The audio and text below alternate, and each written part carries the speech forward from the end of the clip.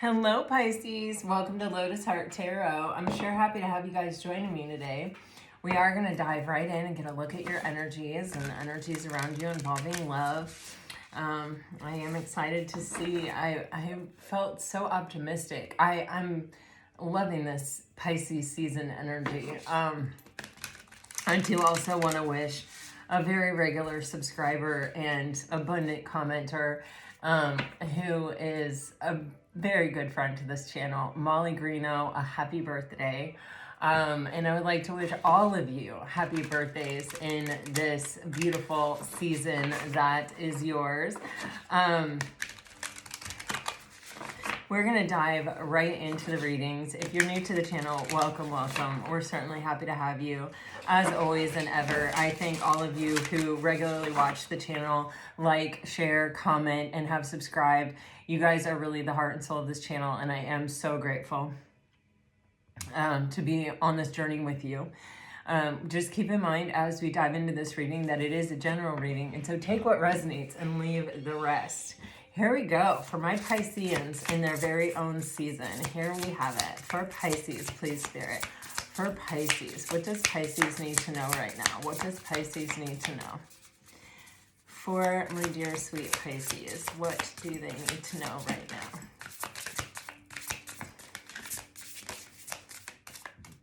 Okay.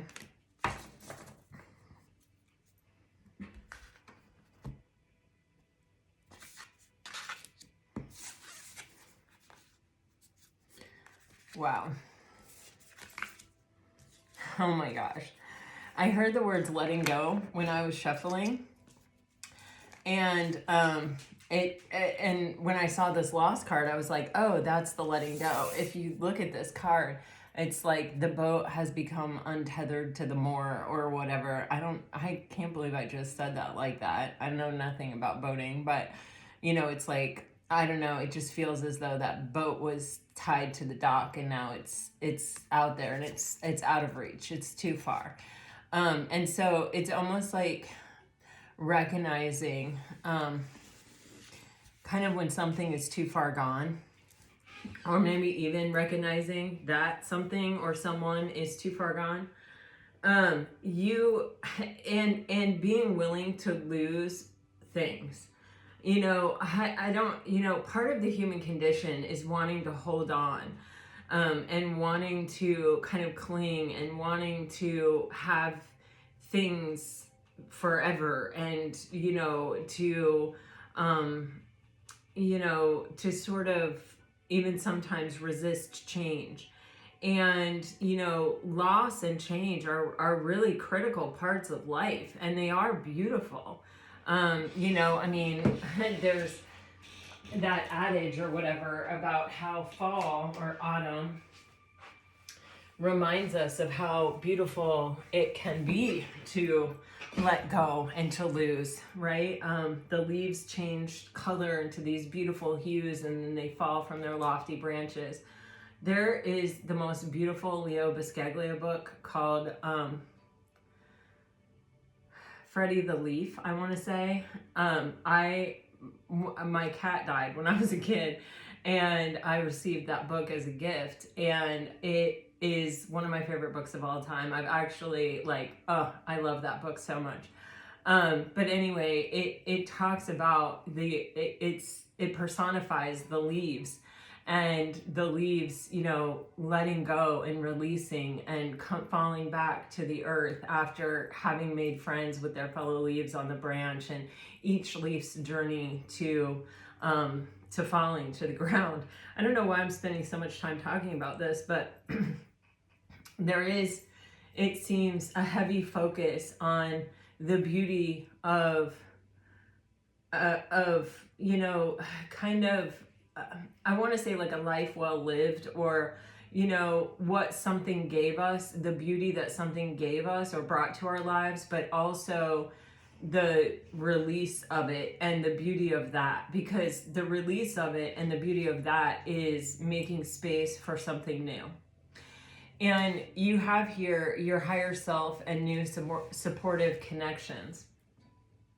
And wouldn't it be incredible, right? If every friend we ever made from birth to death was our friend from the point that we made them until we died, right? Or even maybe after, right?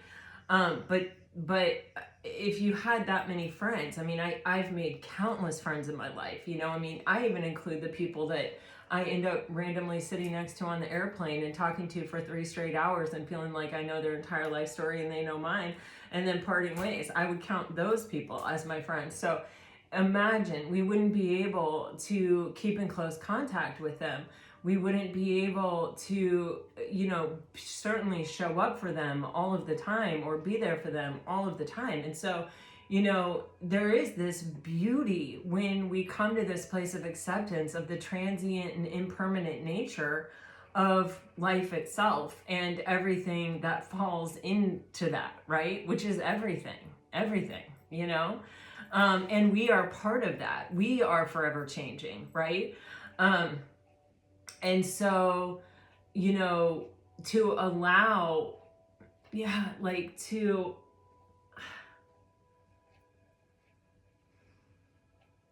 just allow things to be what they are and to hold the place that they hold and to honor that and to accept that, but also have a reverence for it. You know what that does? It makes you more mindful of the present moment. I'll tell you this, you guys. I love my dog. I love my dog. I love my dog. I love my dog, Bhakti, my beloved companion who is right next to me right now. I try to be fully present with him all the time because I'm consciously aware that no matter how long he lives or how the food I feed him and the great care that I take of him may help him to live an extra year maybe, or I don't know, I hope, I pray, right? I want every minute I can get with the guy, but I know that almost with certainty I will outlive him. And so when I am with him, it is always such a great reminder to be fully present in the moment, because I am literally consciously aware constantly that I will not have nearly enough time with this boy and that I don't want to miss a second of it. Worrying about something else, thinking about something else, being somewhere else. Every moment I am with him, I want to be fully present with him. I'm also like that with my husband and my kids, and I think that is sort of part of love, of that deep, deep, deep sense of love. It's like nothing is going to take precedent over this, this connection, this feeling, this presence, this moment, and so, keeping this in mind, that things are not meant to stay forever. Things are not meant to last forever. People come and people go, and things come and go, and the leaves fall in autumn and whatever. And there is a beauty to that. And there is a necessity to that. And that is deeply rooted in the single greatest truth of this experience, which is everything will change. Everything is in a constant state of change. And so it doesn't help me stay detached to my dog, my husband, or my kids, right? I'm super attached to them. But the attachment is sort of in addition to the love. The attachment doesn't supersede the love. And, because attachment would be, when I'm with you, I'm constantly afraid of losing you, or I'm constantly clinging to you or forcing things or trying to hold on to things. That's what attachment does. Love says, let me be here right now. Let me be here fully present with you. Let me look at you. Let me admire you. Let me memorize every, piece of fur on your face and the way your ear, he has one ear that stands up straight and one ear that the tip of it leans forward. And it's literally he is the cutest thing I've ever seen in my life. But he looks kind of like a Dutch Shepherd. He's a German Shepherd mix, but he looks like a Dutch Shepherd. Oh my gosh, you guys, I can't even think about it. He's so cute. He's just laying here next to me. Anyway, what I'm trying to say is that love allows us to be fully present. It allows us to come into this space of knowing and acceptance that this too shall pass, and that nothing lives forever, and that, you know, that is the darkness sometimes that exists in the light of love, you know, is that it can't carry on forever. I mean, I always tell my dog he's my soulmate, and I'm going to find him in every single life, and he better find me in every single life, and that's our deal, you know. But and I believe that, so, you know, but what I'm saying is, you know, it's about, I will definitely be without him in the physical world for some period of time. And it's about, you know, knowing that, accepting that, coming to a place of peace with that, as hard as it is, and loving him with reckless abandon in the present moment, and choosing to, you know, stay fully present with that, and with the knowing and with the accepting that it may not last forever. And when we are in that energy, right, then when things come and go from our life, we are much closer to the acceptance of it, which may not prevent suffering altogether, right? But it does help. It does lessen it. It does, it keeps us tied to the center of that wheel of fortune, where, yes, do things affect us? Of course they do. But do they take us out of our center? Do they take us out of our pillar of consciousness? Do they shake us to these points that we can't handle? No, they don't. Oh, I'm going to be sad. I'm going to be a train wreck. I'm going to be a mess. I know that. But I also know that because I have lived his entire life, knowing and accepting and being at peace with it to the best of my human ability, and choosing to be fully present with him and to live every moment of his life with him to the highest and to the fullest, I will know that I couldn't have done any more. I won't have the regret of, I wish I would have done this. I wish I would have been more present. I wish I would have loved him more. I wish I would have taken more pictures. I wish, you know, all of those things. I won't, because I'm living forward with that deep understanding. So, you know, this energy of loss is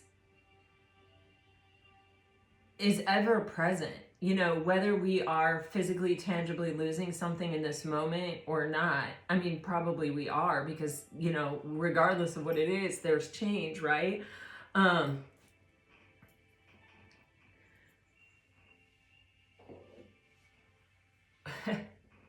When we tap into our higher self and this navigation from this space of, I know this to be true, I accept this to be true,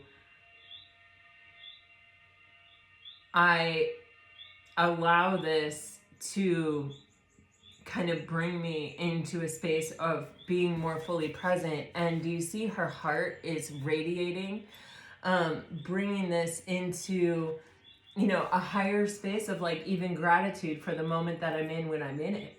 You know, when I'm sitting across the table from someone that I love, enjoying a glass of wine or a nice meal, or even a crappy McDonald's meal, you know, whatever, I am fully present and I am fully engaged, and therefore I'm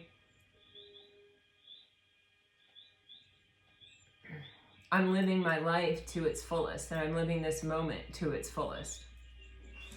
This kind of energy of gratitude and love, and allowing your truth, your authenticity, and your full presence to be here now, brings in new connections. And these new connections, it feels very inspired, and it feels like, you know, someone who can even lend a new perspective, someone who can even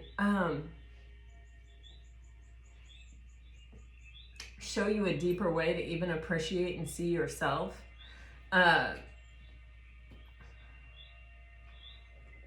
It's like encouragement.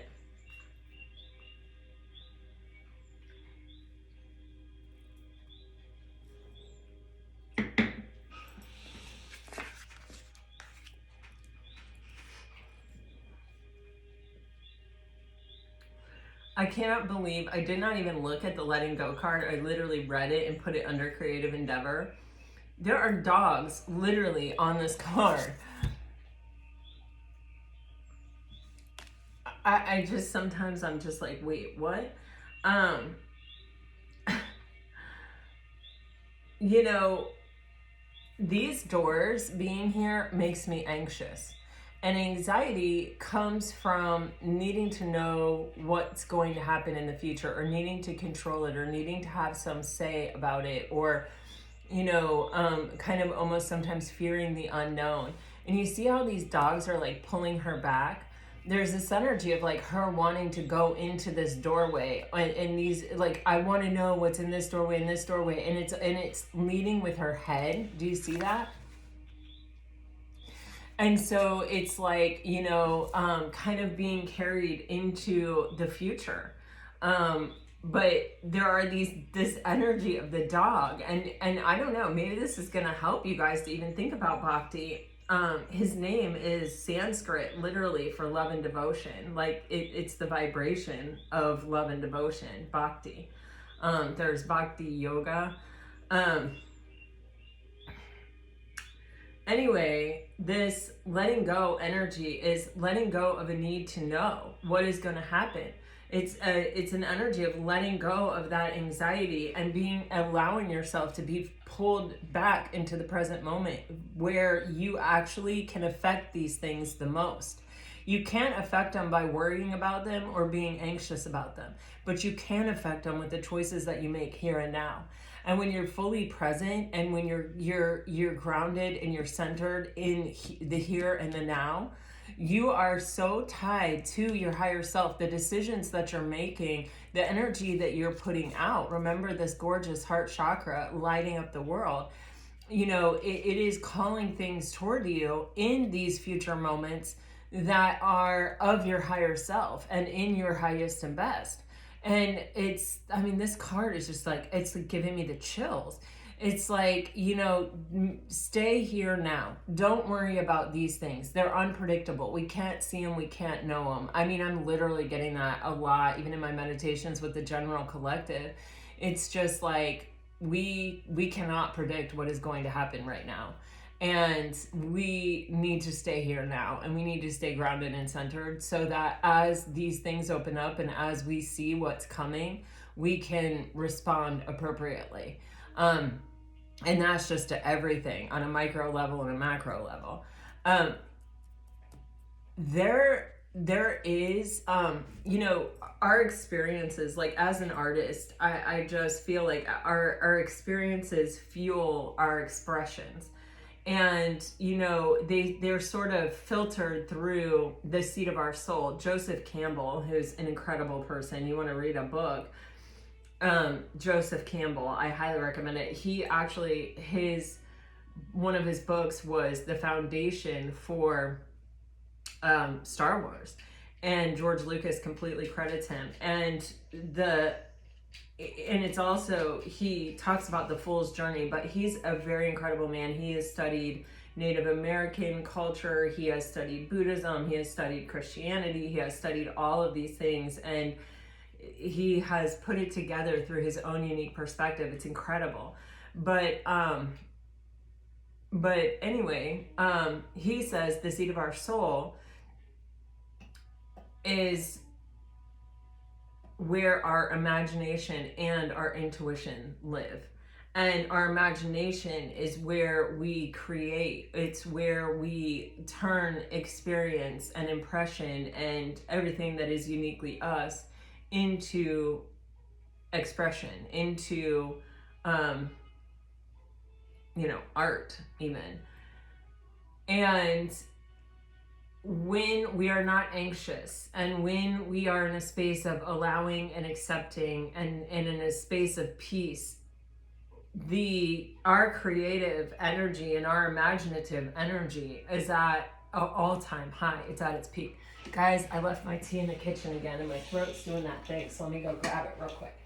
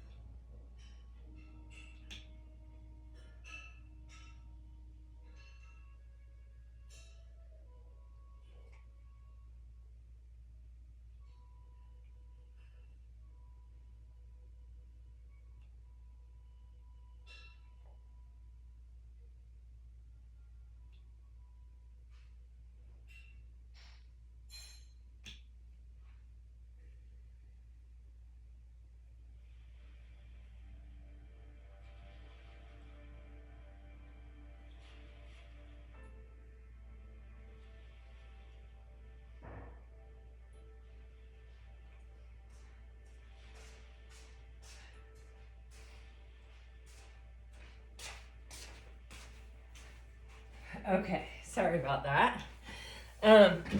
But you have this energy of playing it safe on the bottom of the deck. And even in this playing it safe kind of energy, do you see the faraway look on her eyes? She's not there. She's not fully present.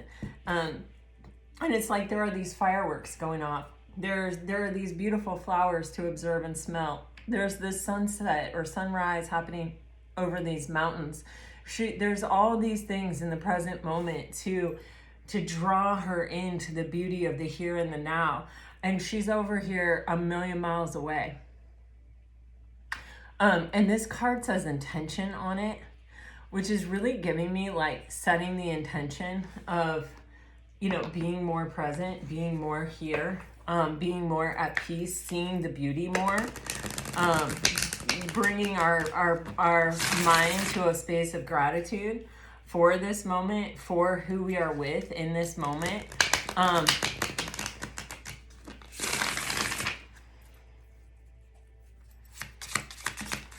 Guys, I am reading the book Orbital. Oh my gosh. I usually do not recommend a book until I'm done with it. This is a tiny little 200-page book that you're going to read super fast. I sat down with it and read like almost half of it in one sitting, like really fast. It is a journey on the International Space Station with 2 Russian cosmonauts, a Japanese astronaut, an Italian astronaut, and 1 or 2 American astronauts. Oh, it is so beautiful. It is so magical. And what it does to your perspective, it takes you away. And you're looking at Earth through the observation window on the International Space Station as she orbits and goes through multiple sunrises and sunsets in a day, and these observations and what is personally happening to the astronauts and what they're learning about being in space and what it does to the human body. It is literally, it is such a gift. It is such a perspective changer. I think it won the Booker Prize last year. It is remarkable. If I have ever given a book recommendation on this channel, I mean, this might really be the one. I literally was reading it and I thought, if I'm ever sick or I ever can't read, I hope my kids read this book to me. Like, I want to buy it for everyone I know. It's just amazing. It is, I'm going to read it. I don't even know. I'm going to read it countless times in my life. It is a new favorite book of mine. So it only gets like 3.8 stars or something by Goodreads and Amazon, and I almost didn't read it because of that. I don't read less than 4-star books because I don't have enough time to read what I want. I'm not going to spend my time reading something crappy. But thank goodness I didn't listen to that. I actually had it recommended, and I was just like, oh my gosh, I need this. I'm just so thankful that I'm reading it. Wow, I can't believe it doesn't get higher, but it's, I mean, you guys, it is, it is so brilliantly written and beautiful, and what it does to the soul is incredible. If you need a break, if you need a vacation, read the book. Anyway, okay, from there, here we go. Now, you have Confusion, Neptune, Illusions. Well, I love this. The rose-colored glasses discarded on the boat dock. I mean, how interesting is that, right? Like, how interesting is that? Wow, how interesting is that? This is like really giving me some vibes. Doesn't it look like this guy just like threw his glasses down on the boat dock? He's like, okay, you know, the boat's gone, and you know, in letting go and in letting something just exist the way that it is, we don't have to project all of these fantasies and all these illusions onto it. It doesn't have to be our savior. It doesn't have to be the thing we were always looking for. We allow it to be just what it is. And when we allow it to be just what it is, we can love it for what it is. We don't need it to be anything other than what it is. We don't need it to be the second coming. We can just let it be this boat in this moment that was here briefly, provided this joy, and then moved away from us. We don't have to go through this entire mental gymnastics of projecting our hopes, our dreams, our desires onto something, and then, you know, feeling more extraordinary a loss than it actually is when it goes, because it doesn't hold the power of all of our dreams, all of our hopes and our desires. We were always realistic about it. We always were viewing it for what it was, a temporary moment in time that was going to stay as long as it was going to stay. And while it stayed, we were fully present. We enjoyed it. We loved it. We sent it off. We let it go willingly when it left. Maybe we felt the loss of it. Maybe we were sad. Maybe we suffered. But ultimately, in the end, we were able to come to a place of peace, knowing that this was what was meant to be, and that its beauty is no more or no less because it didn't stay forever. Do you know what I'm saying? It is what it was, that collection of moments, that you know, beauty that existed in those moments. And thank goodness we were fully present to appreciate them and live them to their highest and best. So, wow. These rock structures keep coming up, and this, oh, someone lovely from Canada, Ishtuk, was saying, put in the comments what these are in Canada, and that they're all over Canada. Shout out to my Canadian neighbors. Love you guys. I have so many Canadians that watch this channel, and honestly, I just love you all. A lot of you have become private clients of mine. Debbie, if you have any to say a prayer for Debbie, she's still in an energy of recuperating and healing. The person that watches our channel that went through has perpetually gone through some really horrible health scares for the last several months and experiences. But she is recuperating and recovering and looks more and more herself all the time. And anyway, these energies are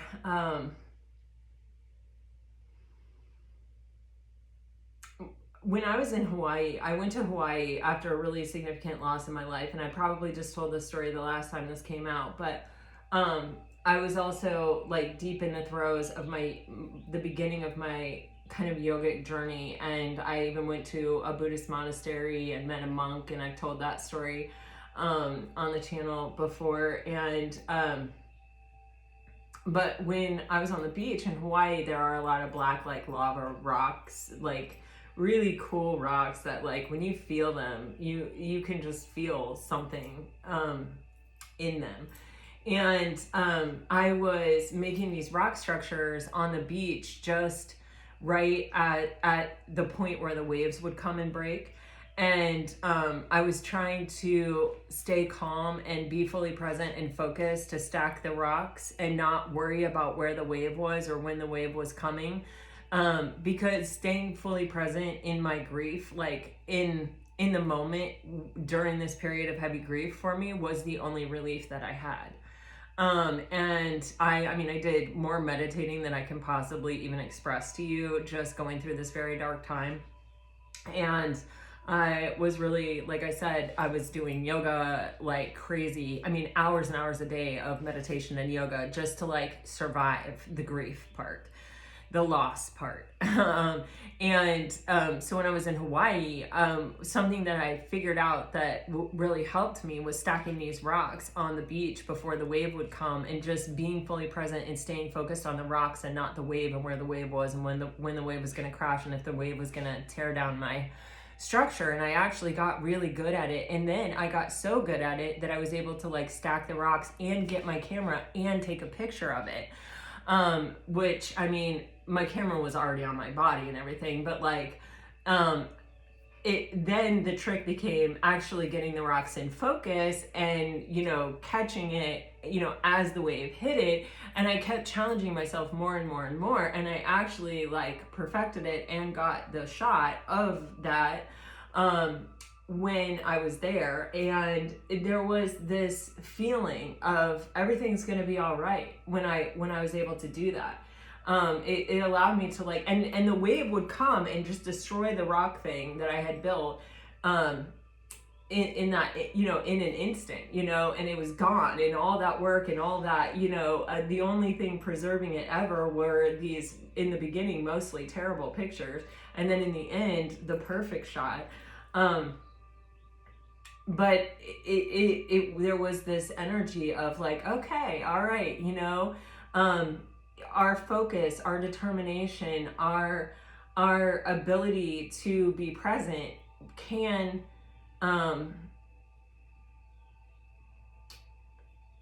it is a safe space. It is a,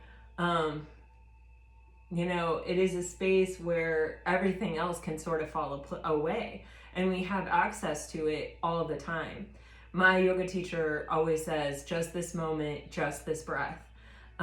She's like the most amazing yoga teacher. You guys can actually find my yoga teachers on YouTube. It's called New World Wellness, Nicole and Craig. They're literally amazing.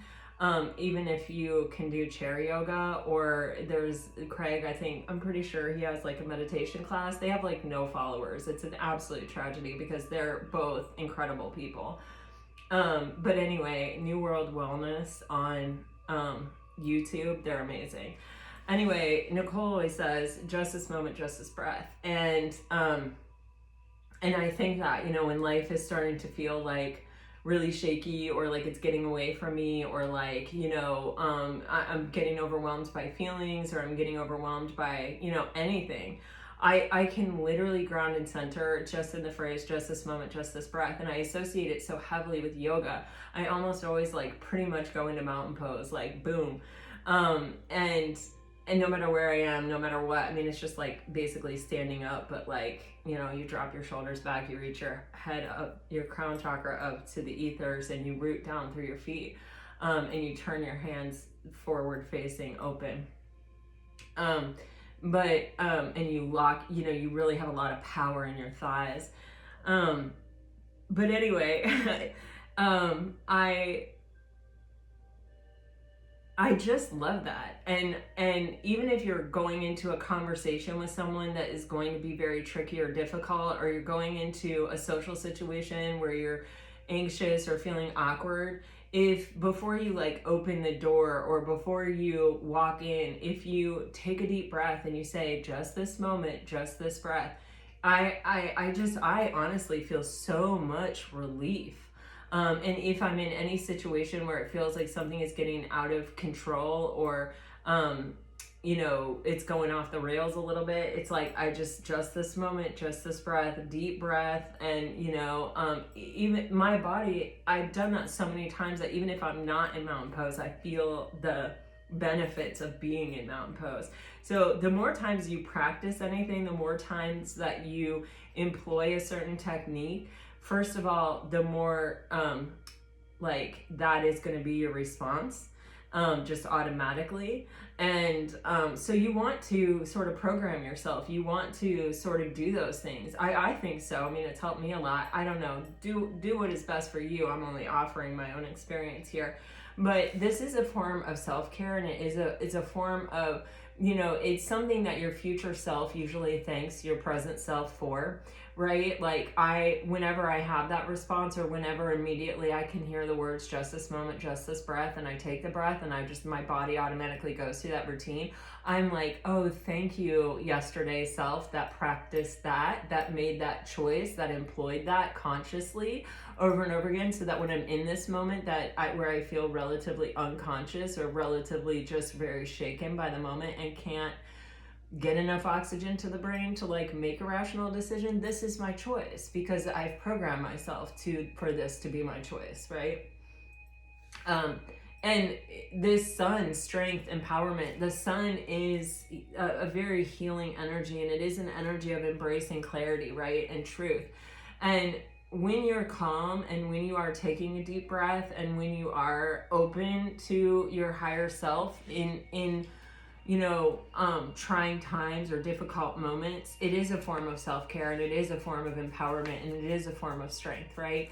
Because from that space, we're going to make our best decision. From that space, we're going to not react, we're going to respond. From that space, we will find our mindfulness, we will find our awareness, we will find our presence in the moment, and we will connect to our higher self.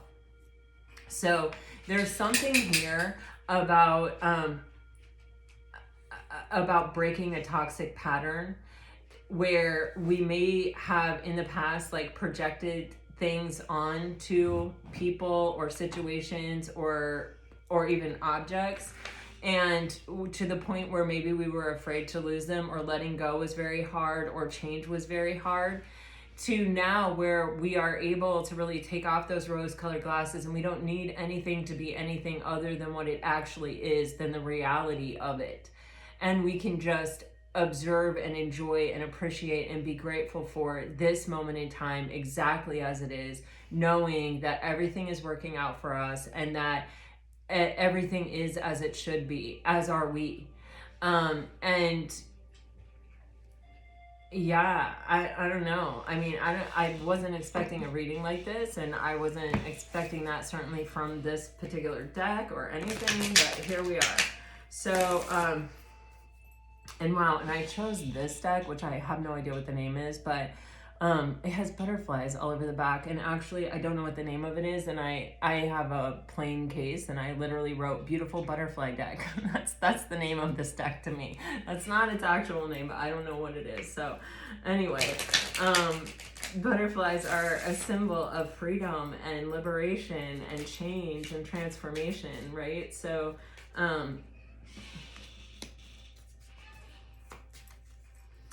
you guys are getting make time for yourself, spoil yourself. This is your season. If ever there was a time to spoil yourself, it is now.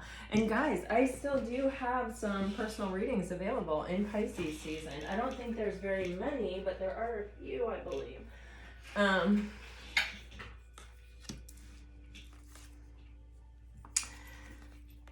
Guys, you just keep getting these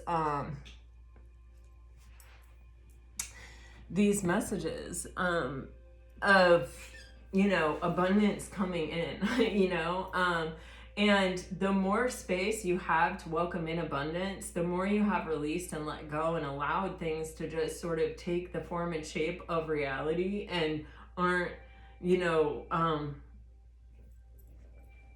kind of I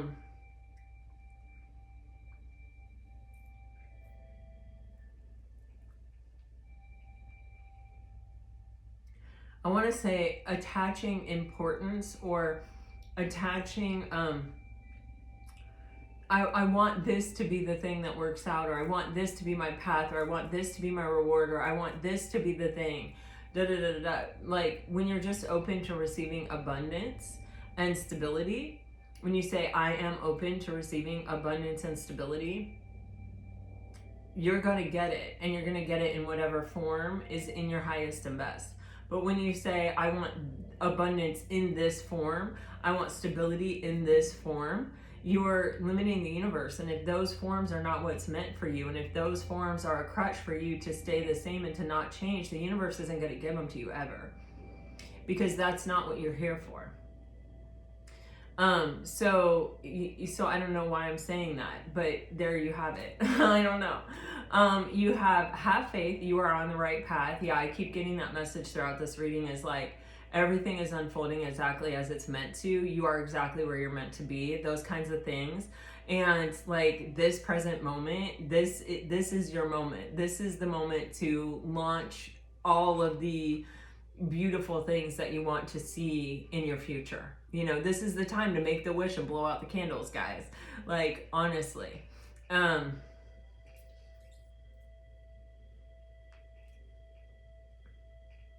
Forgiveness is the ultimate letting go, is it not? It says forgive to release these karmic cycles. And, you know, I am not one who believes that you can ever tell somebody, oh, you need to let this go, or you need to forgive this person. No, I don't believe that. You know, I would have really resented it if someone would have said that to me in my days where that is truly what I needed to do. It wouldn't certainly have inspired me at all to release, let go, or forgive.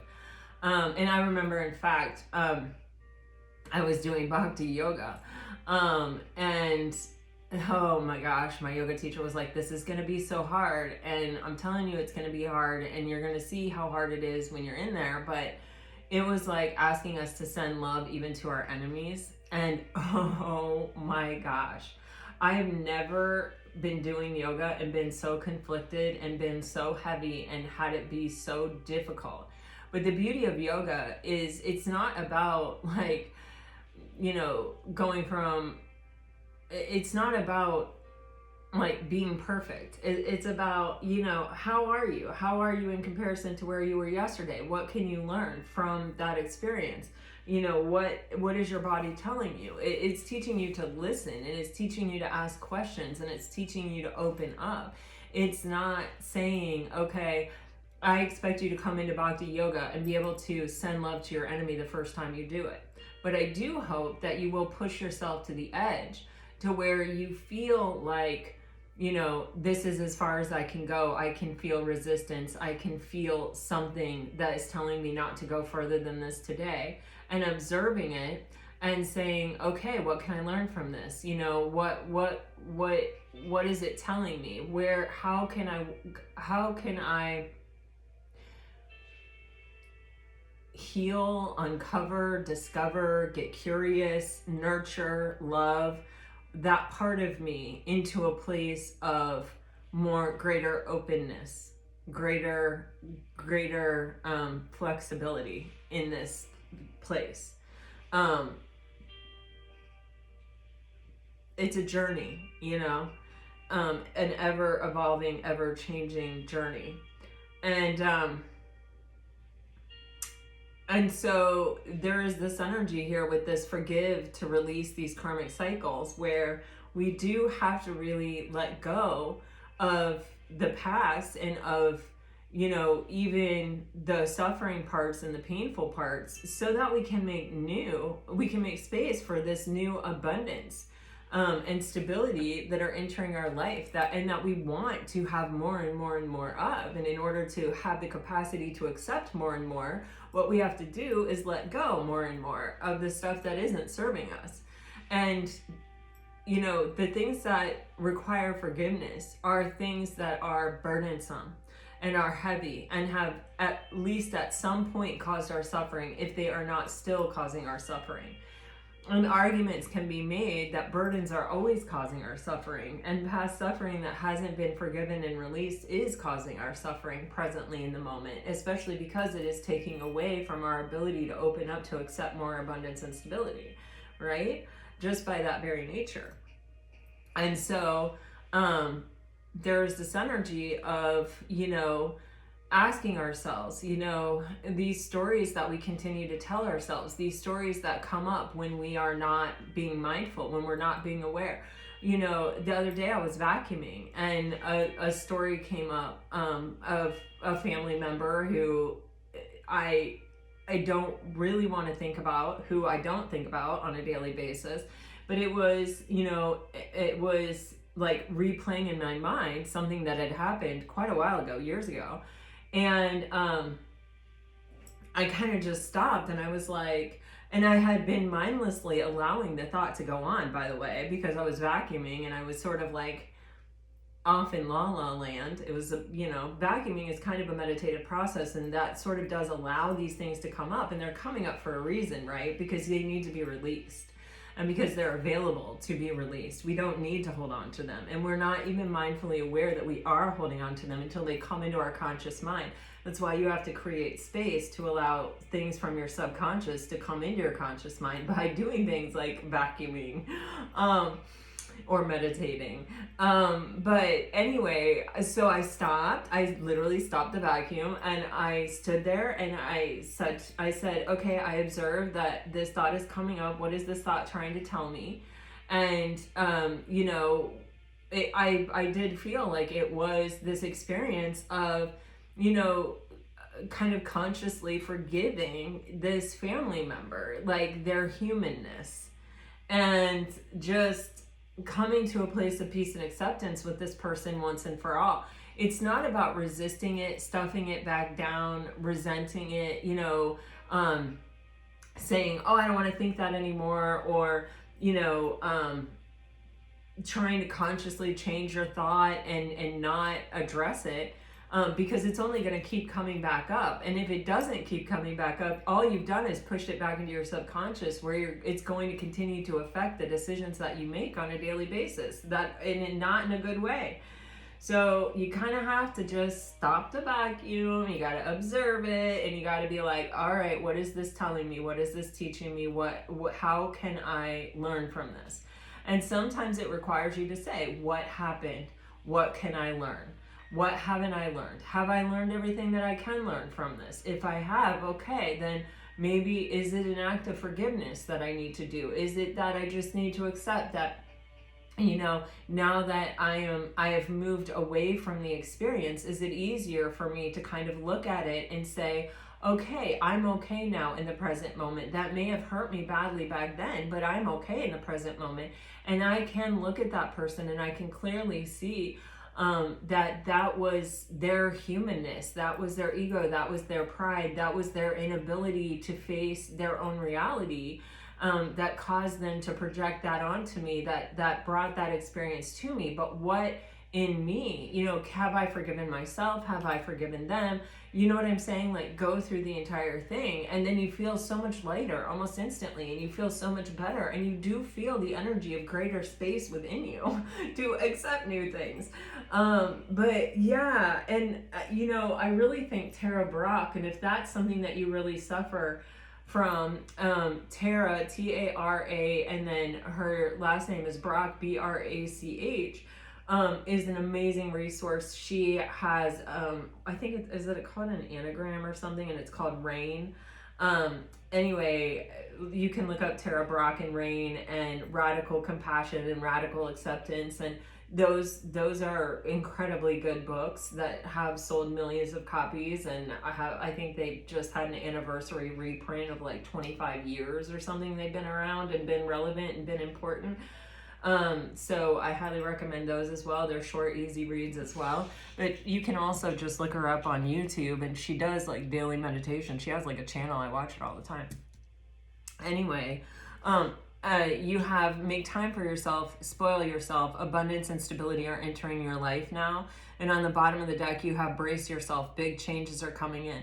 Yeah, Pisces, it feels like this is just like the housekeeping work of closing out a cycle and preparing yourself to kind of make the most of the next cycle, to get the biggest sort of, jump on it, or just to be in the best mental, emotional, physical positioning to get the most out of this next cycle of opportunity, is how it really feels that's coming into you. So today you can feel, I'm feeling my Irish heritage. We are using the Druid Craft Tarot and the Pagan Tarot, I think it's called, for Pisces, please, Spirit. I am just loving Pisces season, guys. Wow. Wow. Okay. So you guys have this energy of, this is actually the devil. And then you have this energy of judgment. And then you have a gorgeous star card energy and the Three of Cups. Yeah, guys, this is, we're freeing ourselves from things that kept us from fully realizing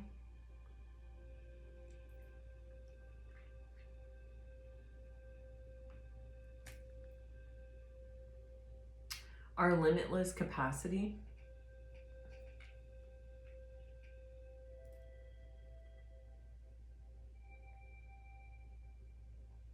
Heavy reconciliation energy here. I'm deciding to take one on the devil. I am going to clarify these cards, but I just need to take one on the devil here for 1 second.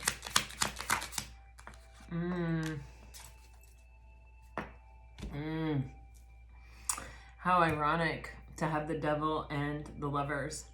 So this can be, wow.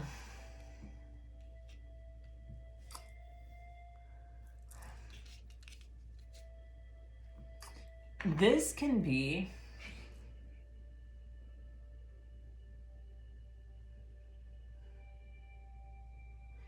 I'm getting so many messages. I'm still getting these like very personal, very spiritual kind of messages where this is talking about, you know, freeing yourself from your lower vibrational tendencies and stepping into this new, deeper understanding of yourself as a spiritual being and the unlimited nature of that, and having that reflected in your choices. And the ability or the capacity or even the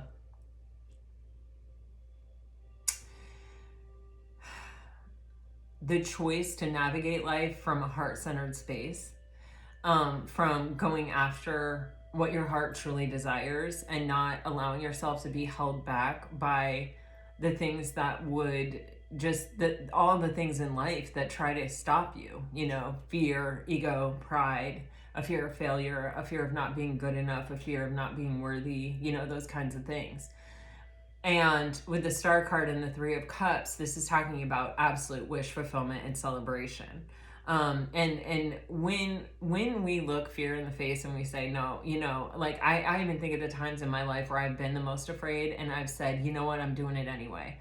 Those have been my biggest celebrations. Those have been my biggest wins. Those have been the things that, even when I look back on my life, those were the defining moments. And with the Star and the Three of Cups, that's how that feels, defining moments in your life.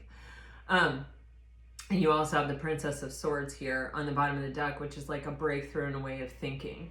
It's like kind of, it can be where you've amassed a lot of knowledge, but it hasn't completely integrated with you. And this Princess of Swords feels like the energy of even starting to have thoughts, and those thoughts reflecting back to you your own sort of spiritual growth, and recognizing and realizing that you are actually, in fact, you know, kind of having a big breakthrough in life. You know, that you have definitely changed, and that the way you're relating even to this new opportunity is completely different, because the way you're thinking is completely different. The way you're seeing things is completely different. It's like you're able to kind of like slice through to what's really important. But then, because I did set the intention of love, and this obviously could be talking about a relationship, I am going to kind of jump the tracks here, and I am going to instead be talking about that, I feel like, as we move through this, just to sort of prevent confusion. There is this energy of reconciliation, okay? And with the Star card here, it's saying it could have worked out no other way. Like, it had to take this path. It couldn't have, like, so if we're in separation, which reconciliation pretty much usually means that there's been some type of disruption. It doesn't have to be a complete separation. I have really been realizing that it can be distance growing in a relationship, where it's like maybe you're still together, but you're just not firing on all cylinders the way that you were, or you're in a new kind of relationship, but it hasn't like gotten to a committed stage, or it hasn't gotten to the stage where it transforms, or where it sort of steps into all that's possible, that you feel is possible for it. So there's this energy of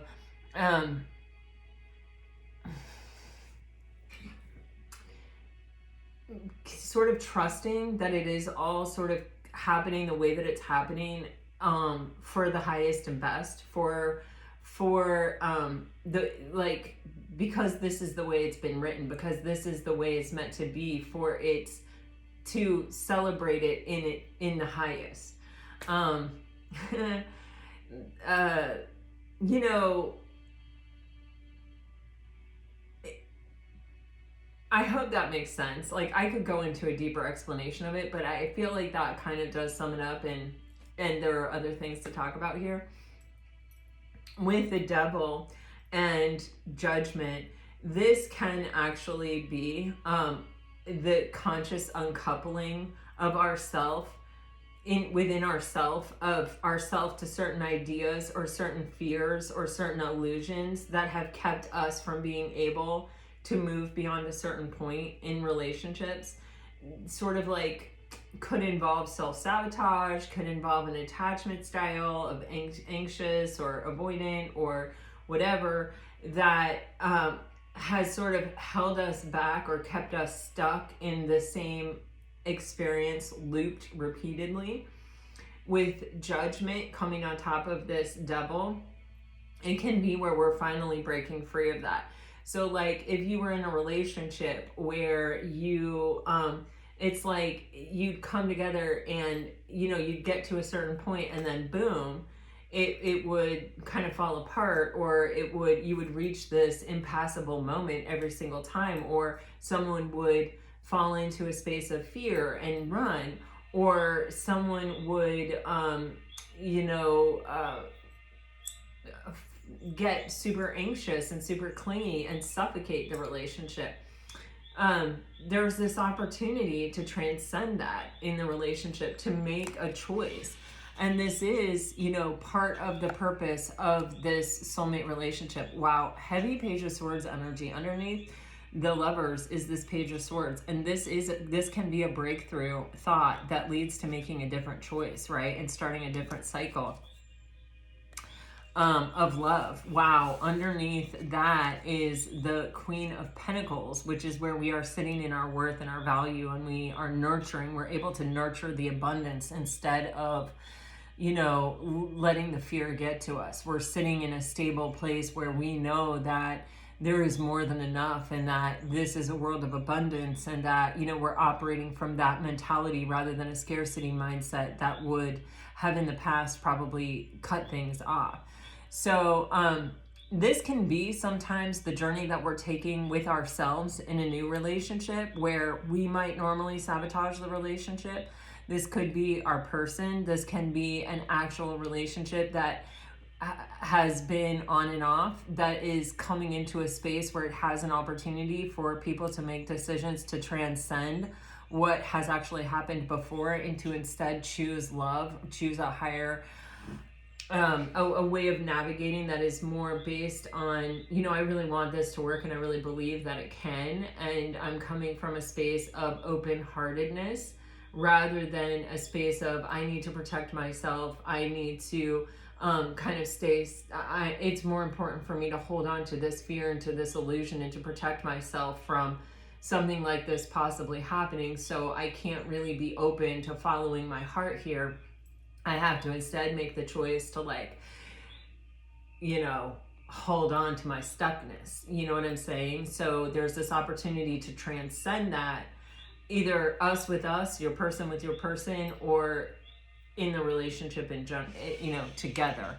There's an opportunity for some kind of breakthrough that enables some transcendence of a past cycle.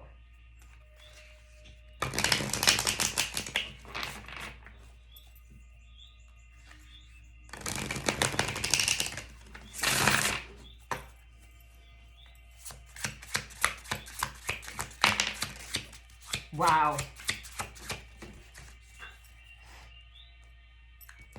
Wow. Okay. Guys, we have the full clarifying the devil and the judgment. This is beginner's mind. This is, you know what? I feel really called to do this. I feel really called to take this leap of faith. I feel really called to kind of close the door on all the past cycles and try something different and do something completely different and let everything go. The Fool is not coming into a relationship space going, well, this person cheated on me, and so I'm carrying that fear that I'll be cheated on again because that created a lot of suffering. It was really hard and I don't want to suffer. And the Fool is like, I've let all that shit go. I have forgiven who needs to be forgiven. I have forgiven myself for falling for it. I have, released and let go. And I am here like a newborn baby that has never been hurt before, ready to take a leap of faith. And that is me trusting the universe and trusting this person and trusting this connection and making a choice based on love and based on, this gut instinct that this is what I need to do and that this is what needs to be done this time. With the 9 of Wands on the bottom, this is talking about someone may have been really defensive and really guarded, and it may have actually pushed other people away or prevented other people from getting close to them. But with the 9 of Wands, it's also an energy of not really being able to let go. So again, this is confirming for me that this could be about a past person that, where somebody couldn't let go. And so they're recognizing that they can't keep going through the same cycle. So that if they do want to come in for a new opportunity, they're going to have to come in this energy of the Fool. They're going to have to come in not afraid of being hurt and being willing to make the choice that is hard, that is like being open-hearted, that is risking emotion and vulnerability. You have the energy of the Star and the 3 of Cups. And with the Hangman here, clarifying that, first of all, that is Pisces energy, and it's always good to see Pisces energy in Pisces readings, especially in Pisces season. Can you tell I love Pisces? But on top of it, this is saying, you know what, I've gotten a new perspective on everything that has happened in the past. I'm able to look back on it without feeling the need to protect myself. The Hangman is largely naked. He's largely vulnerable here. He's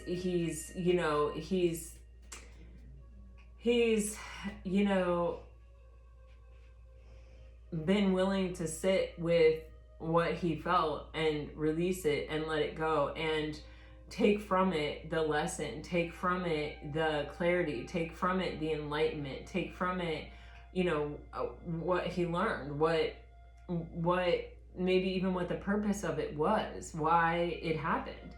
And in that way, he is free and clear. His head is clear. He knows he's free to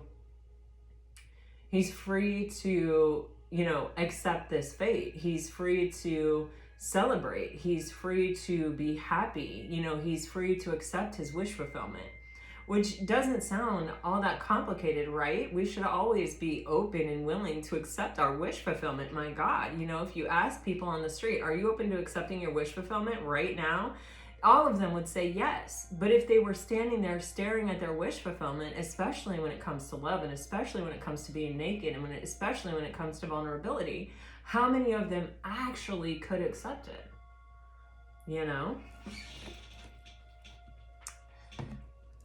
Especially with the 9 of Wands, the wounded warrior energy. I've been hurt before.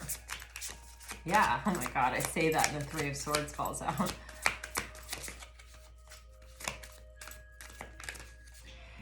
Oh my God, with the 9 of Swords. It's not and never, holy crap, with the 7 of Swords. Screeching halt, ouch, nails on a chalkboard, my God. This is, even Bhakti's upset by all these swords. Baba, Bhakti, you're handsome. I know, he is so cute, yeah. Suffering, Michael Singer, he talks about how we're all either running away from suffering, we're trying to avoid suffering, or we're chasing what we want.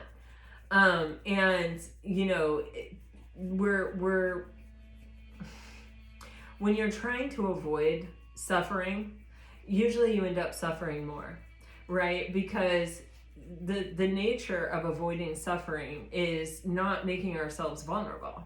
And without making ourselves vulnerable, the old story about being guarded, right, is that, we're blocking the flow. Yeah, we're not opening ourselves up to something that might hurt us, but in the process, we're also, closing ourselves off to opportunities for love and acceptance and understanding and all of those superhuman experiences that can actually be really, really beautiful.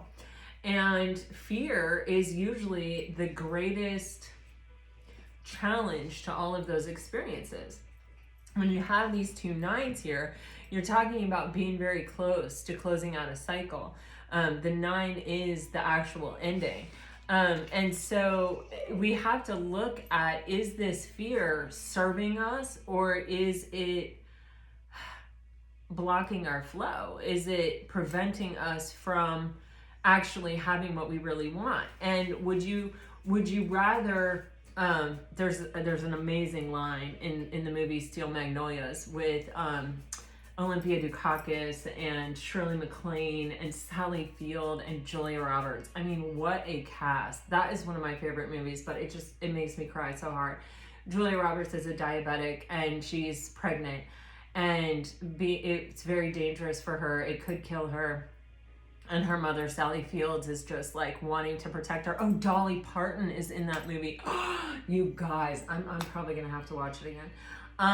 But anyway, Julia Roberts is trying to protect her, and she doesn't want to lose her daughter. She loves her daughter. They're super close, and they're getting their hair done at Dolly Parton's hair salon, and she goes into some kind of, I think it's like a diabetic situation, or was that like, I don't know, you guys, it's been a long time since I've seen the movie. Anyway, Sally Fields is like, tell them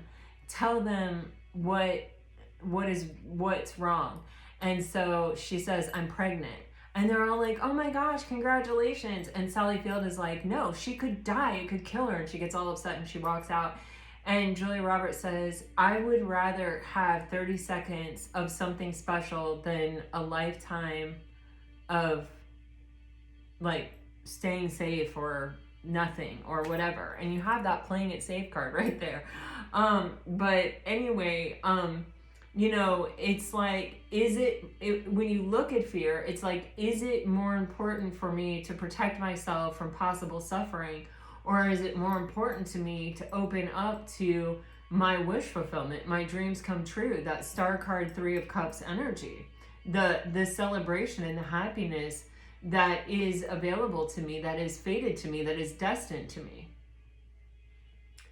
And with the 7 of Swords, it's like these questions here usually help us uncover the spaces where we are misaligned, where our thoughts or our focus or our choices are not aligned with what is really in our heart, that wish fulfillment, that desire to have that.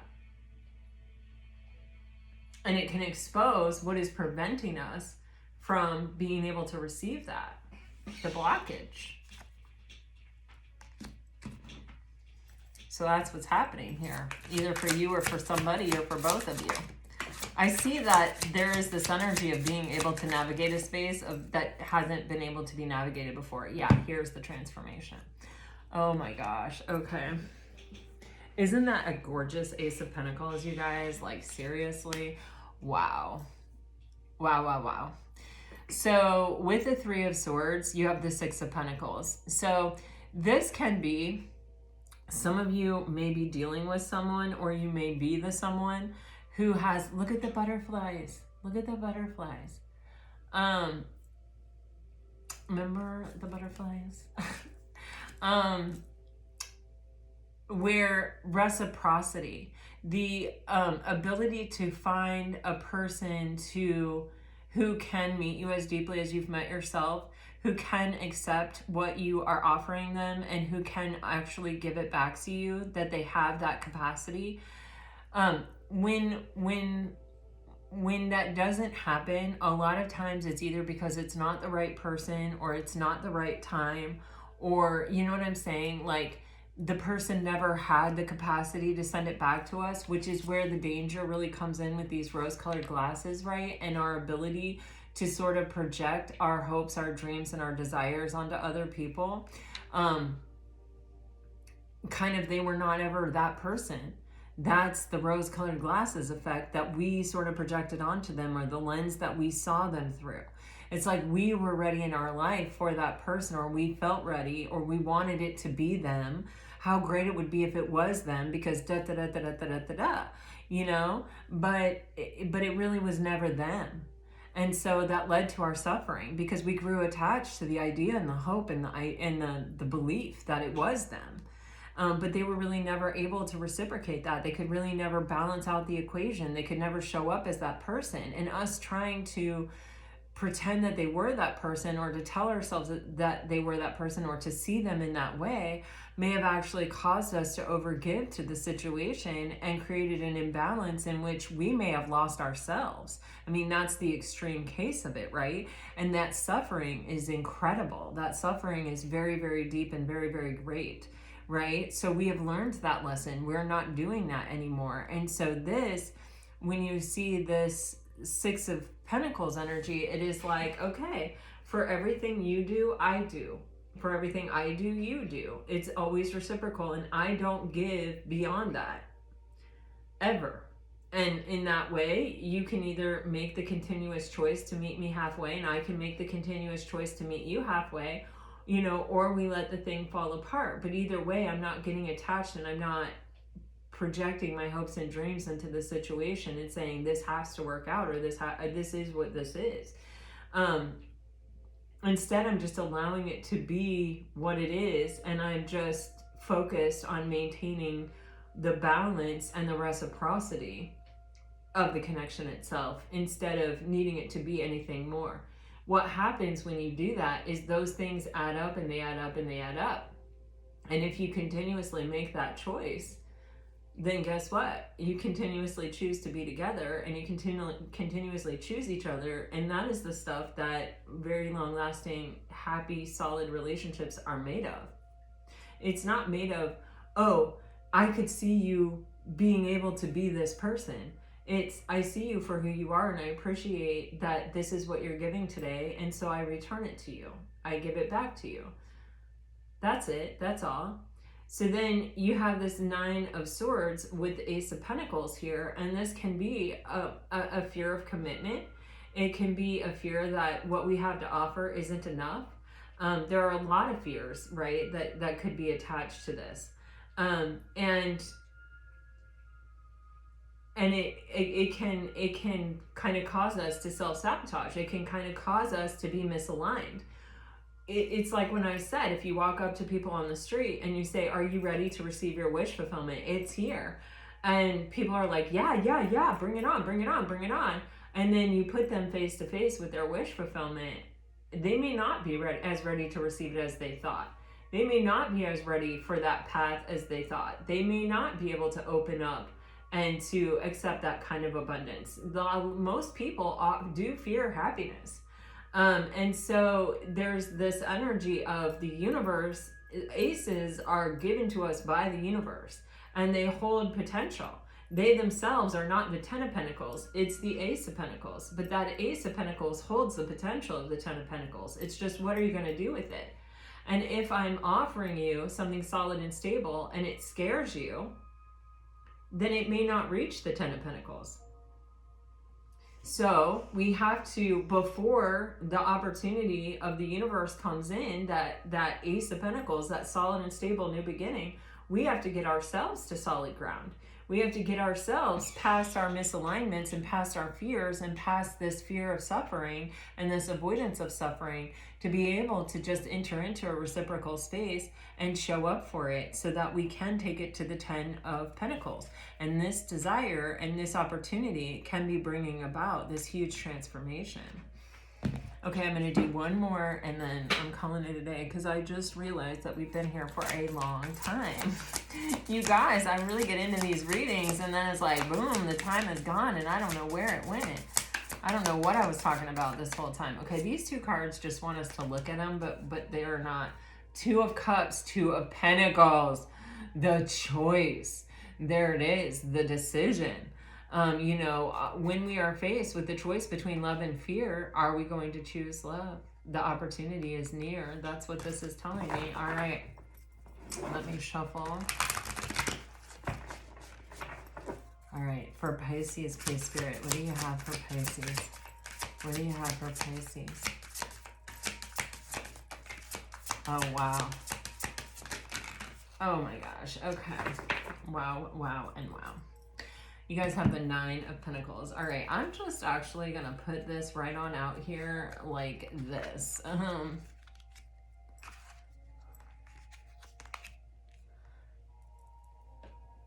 Okay, you can see it all. All right, so we have the energy of the Six of Pentacles, the Hermit, the Empress, the Strength card, the Prince of Pentacles, and the Nine of Pentacles. Beautiful, beautiful, beautiful energy, okay? This may be where someone needed to take a break. They needed to kind of separate or go a different direction in order to figure out if they could reciprocate, if they, or to even find it within themselves, to maybe evaluate or look at that misalignment, their fears, their fear of suffering, and that was keeping them from being able to accept what was meant for them and what was their wish fulfillment and what was their fate and what was their destiny, and to be able to show up for it, to be able to receive it and to be able to give back to it. And so this may have required this person to sort of take a break, or to even be absent, or to even just withdraw for a moment in order to realign with their wish fulfillment, in order to realign with the sense of hope and optimism that things can work out, and to remind them that, it's not all about avoiding suffering. It is also about opening up to receive what it is we want, and to knowing that we are worthy of receiving what we want. When we connect with our spiritual self and our spiritual journey, it's much easier to see our worth and our value, and that we are capable of accepting it and giving it back, and that, we do in fact want it, and that we can be open to receiving it. Especially when it comes to an energy like the Empress, this is the one. This is like, okay, this is the point in my life where I am being faced with this opportunity with the one. What am I going to do with it? And this is, this person may have pulled back to ask themselves this question, or to even prepare themselves to be able to step up to rise to meet the occasion of this. But that's exactly what we see here. We have the Strength card and we have the Knight of Pentacles. This energy is saying, I'm overcoming my lower vibrational tendencies. I'm not letting fear and illusion hold me back or restrict me in any way. I am empowered. I am strong. It's like this card right here. I'm holding on to the light. I'm letting the light guide me. I'm letting my hopes and my dreams and the idea that this can happen, and that I have finally found that person that I can have this with, and that I am open to receiving it, and that I am worthy of deserving it. And so I'm pushing all these lower vibrational tendencies I have that have caused me to even self-sabotage in the past, or have been kind of costly cycles for me, or have caused me to sort of repeat the same experience over and over again in this relationship or in multiple different relationships. With the Prince of Pentacles, the Knight of Pentacles, this energy is, for me, it's always like, this is hard. It's not easy to trust. It's not easy to let go of letting fear be your ruler and trusting love. That's not easy. But if you don't look at the whole staircase, and you just look at the single step in front of you, and you just take that one solid step in that direction, and you keep doing that, all of a sudden you're at the top of the staircase looking back, and you've done it. And that's that energy of that Six of Pentacles, Ace of Pentacles, of just making the choice every day to give to the situation, to accept what is being given, and to give what, in kind, and in a reciprocal, balanced way. Not to overgive, not to undergive, not to reject, but just to be open to accepting it, and to choosing to also give it. Nine of Pentacles on the bottom of the deck. Oh, wow. Wow.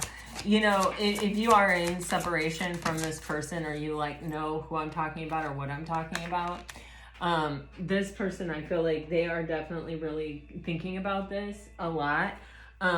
They are, wow. Okay. First of all, and you have 3 3s, and you have, do you just have 2 7s? I guess you just have 2 7s. So we have that 3 of Swords, the 7 of Wands, and the 7 of Coins. Oh, I love this energy. Okay, so this is, oh my God, the World card on the bottom of the deck. Guys, do you know how beautiful this is with the Hermit? We are clarifying the Hermit. And you have this suffering and the fear of suffering that makes us defensive, that makes us protective with that 7 of Wands, that makes us put our guard up, that blocks the flow, that doesn't allow us to trust.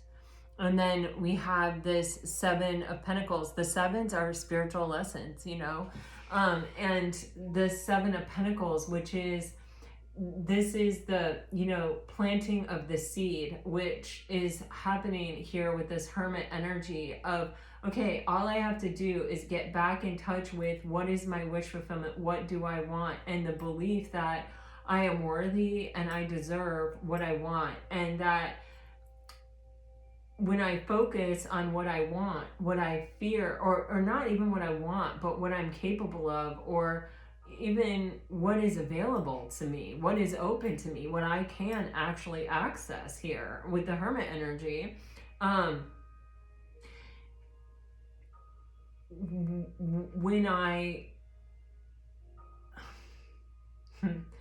When I accept the divine timing of things and the divine sort of order of things, and I see that, yes, this whether I was ready for it or not, this opportunity has come into my life right now. And, you know, it's kind of like if you have ever like consciously decided to have children, you sort of always know you're not ready. I mean, honestly, and or that, you know, it is like really one of the scariest choices. It's like, oh my gosh, what am I doing? You know what I mean? But and who do I think I am that I can do this? You know, but when the child comes, it's like, you know, you're ready, and it's like, it's almost like you were born ready. It's almost like instinctual. It's almost like, well, the time came, and you know, it was sink or swim, and I swam. You know what I mean? And that's kind of this energy that I'm getting from this gorgeous 7 of Pentacles and the World card energy, where it is, you know, what do we choose to connect with? Our fear of suffering, or our belief that we are worthy, and that this kind of this seed was already planted, like it's part almost of our birthright, of our of the true kind of nature of things, and believing in something bigger and more powerful than us and our humanity, because the human side of us will always fear suffering, because the human side of us can die from suffering, right? It is very vulnerable. It has a birth and it has a death, the human side of us. The spiritual side of us goes on forever. The spiritual side of us recognizes the eternity in all things, and that, you know, it isn't just about this life. You know, it is about so much more that stretches beyond in both directions. And, you know, that in this moment, I am faced with this opportunity, and I can choose always to sort of avoid suffering, the kind of the human aspect of things, the, you know, I don't want this to hurt, you know, which is a real bodily function, that kind of pain. And there is this very interesting tie between our spiritual self and our human body. Like, if you guys have ever read The Body Keeps Score, or The Body Keeps the Score, it's actually an audio book for free on YouTube. But we are energetic beings, and, you know, when our spirit inhabits our body, like, we do have these, you know, well, anyway, and not to get all into that, this is how my readings end up being like forever long. And again, I do appreciate all of you who stay with me to the end, and I'm just, wow, I'm just blown away and amazed by you. But this is the completion of the cycle. This is the completion of choosing from a lower vibrational energy, that human side of us, that animal instinct side of us, to protect ourselves, and to protect ourselves from the fear of suffering, right? and to open up to the other seeds and the other option that exists always within us, which is to choose love and our connection to all things and our belief in all things, and that all things have their time and all things come in the right time when they are meant to come. And that if the Empress is showing up right now, then this is when it's meant to be. And so I can in this moment make the choice to choose fear, but then the Empress will always have been the one that got away. You know, that time I had the chance to have everything I wanted, and instead of opening up to receiving it and believing in it and believing in the abundance of the universe, and that everything ripens in time, and that, you know what, maybe I am scared, maybe I am, you know, a little nervous about this, you know, and it is taxing me in a lot of ways. But as long as I observe that, but don't give into it and don't let it define my choices, and instead I try to open to reciprocity and to receiving just what is given to me in front of me, and reciprocating it and giving that back, and then I'm going to be okay one step at a time. And that this is happening in my life, not by coincidence or chance, but for a reason right now. And it is significant that it is the closing of a cycle. And how do we close a cycle? We make a different choice. So if we have chosen a path of not wanting to suffer, well, then we choose a different path. Wow, 6 of Cups with this Empress energy. This is definitely a soulmate. Yeah, so if this is a connection where it's like you have been in separation, someone has not stopped thinking about you. They're very aware of the fact that you are the Empress. You're always on their mind. They have not let this go. They are persevering. They are continuing to try because they do desire this. Let's see what the Strength card is.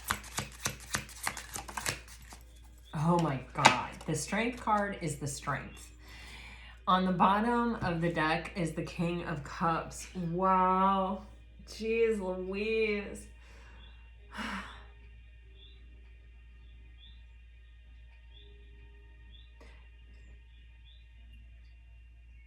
Wow. This is just, it's almost breaking something down to its simplest form and sort of saying, okay, you know, in this moment, I have the choice. You know, I always have the choice to give in to the beast within me, the fear, the ego talk, the thing that's telling me to protect myself and keep myself safe. Or I have the option to observe that space and to say, hey, yeah, I hear you. I thank you for trying to protect me. But, you know, my higher self is telling me that this time I want to choose love. This time, I am mastering my emotions. This time I'm sitting in a space where I'm going to choose to calm my fears, calm these illusions, and be okay having the emotions that I have, or allowing my emotions to grow even to the biggest capacity. And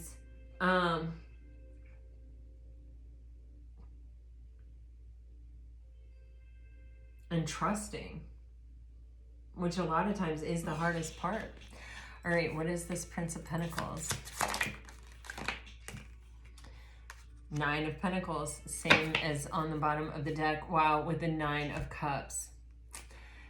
You know, it is important to have faith in the other person and to be realistic about who the other person is and what their capacity is, and to keep it in a space of the 6 of Pentacles where you're only giving as much as you're receiving.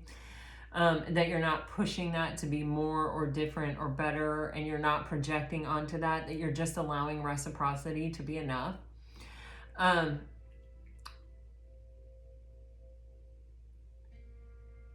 The 9 of Pentacles and the 9 of Cups is really saying this is about you with you. This cycle of trust, this cycle of, you know, it's not about focusing on the other person any more than it is just, are they reciprocating? Is this equal? Because the equal, almost the balance, is really the most important thing between two. it is the balance, because the universe does not support imbalanced things. It only supports balanced things. And so if you want the relationship to be able to have longevity, you have to be so careful just to keep it in a balanced place, period. That's the only focus. The other person has to take care of the other person's self. And hopefully you have done by this point enough, kind of fact finding and listening to your intuition, etc., to sort of feel somewhat comfortable that this person is capable of meeting you there. But then it's just about you. How do you maintain your emotional contentment, you with you, without relying on this other person for your emotional contentment? And how do you maintain your sense of sovereign being as you navigate this space one step at a time, never going beyond that edge where you feel comfortable, where you're able to maintain yourself, your emotional contentment, and your stability and your strength, where you're just going, a step at a time, a step at a time, a step at a time, and you're going as far as you can, as a spiritual being having a human experience toward your wish fulfillment, right? But you're not pushing yourself beyond that place, that edge, This is really beautiful energy, and I hope that you found some messages that are bringing you some peace and clarity here. Certainly it was, I feel very honored to have even received these messages. So here we go. Let's get you some actual message cards here. For Pisces dealing with a water sign, it's hard for me to explain things. I just need more time. Indecisive. Your words speak to me like no others can. If you're dealing with a fire sign, wow. I am making plans. I want your attention. I can't walk away. You are hard to forget. Regret. You will always be my secret love. Oh, that you will always be my secret love. It just always, I don't know. I don't like, it as long as, I don't know.